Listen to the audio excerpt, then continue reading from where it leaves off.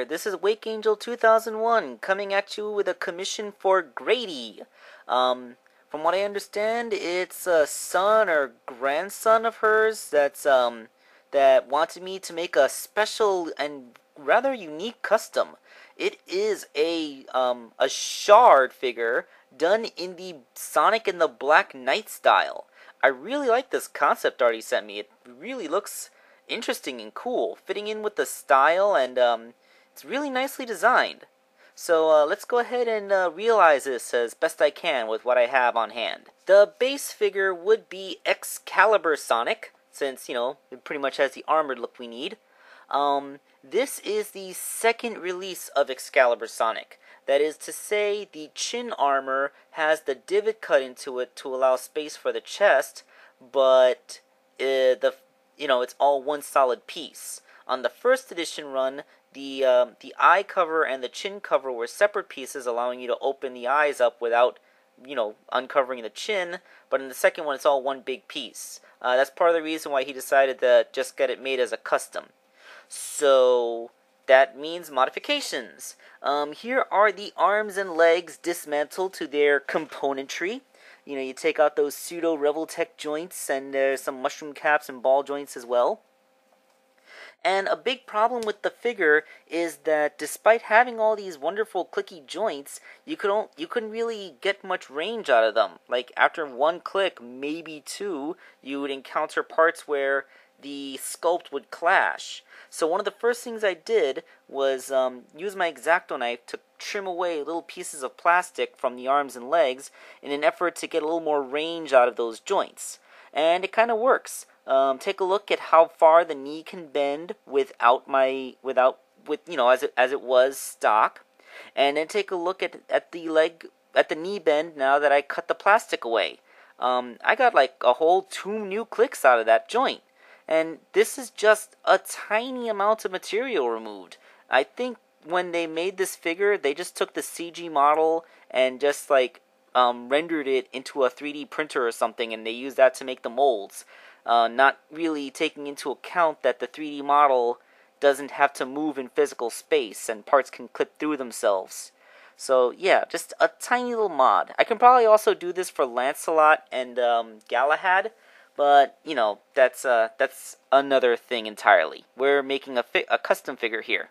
With the modifications made around the joints to give them more range, that just left them, the decorative aspect.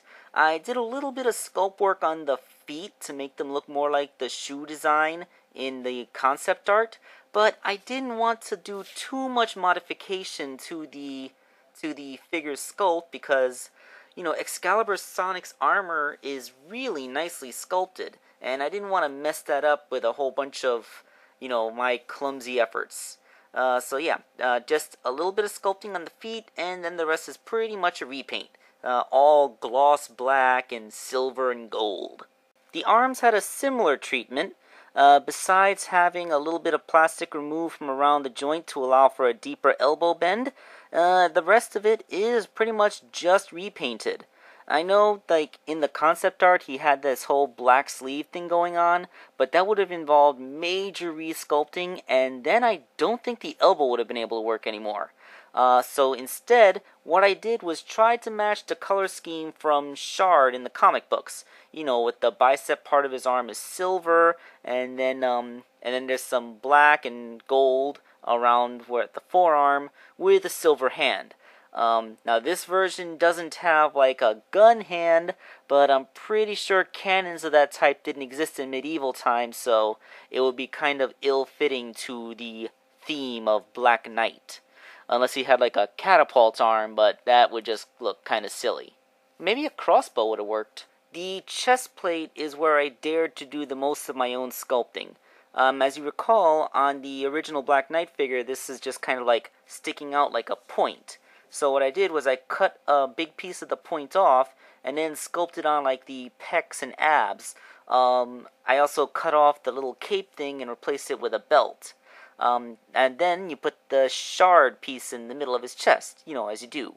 I didn't cut off the back spines to replace with the jet engine looking thing because, like I said, the armor on this thing is sculpted in really nicely, and I didn't want to leave giant cut-off scars and with my clumsy sculpting on. I mean, this is a 5-inch figure, not a 3-inch figure. It would be really close to impossible to hide those things.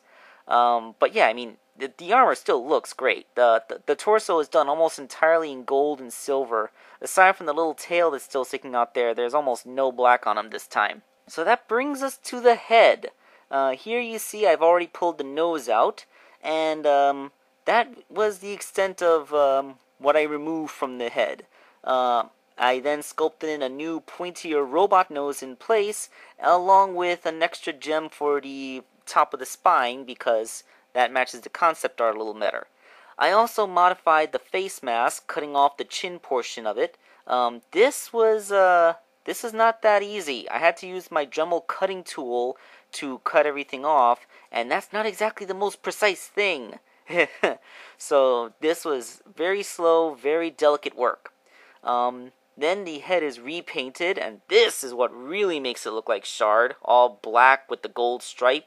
So yeah, I also went with green eyes because the concept art had green eyes, and I like how the smirk shows in the silver. Still looks good. Then you re-add the face mask, and it can move up and down, revealing his face however you like. So the components are all assembled. Let's see what the figure looks like complete. Here is the Knight of the Winds at Autonomous Doppelganger. As you can see, I really was able to free up a lot more range from those joints. You see how his arm is bent 90 degrees? You couldn't do that before. He can even reach up and kind of look like he's holding his mask open. Again, that's something this figure couldn't do. So not only is this redeco just really fantastic looking, but the figure now has way more range and posability than a stock Excalibur Sonic ever would. And redoing the posability is so simple on this figure. I don't know why Jazzwares didn't do it. I bet that would have gone a long way towards making this figure better received. Because, just it looks good, but it doesn't pose very well. Anyway, this has been Wake Angel 2001. Next time I'll be coming at you with another honey. See you then.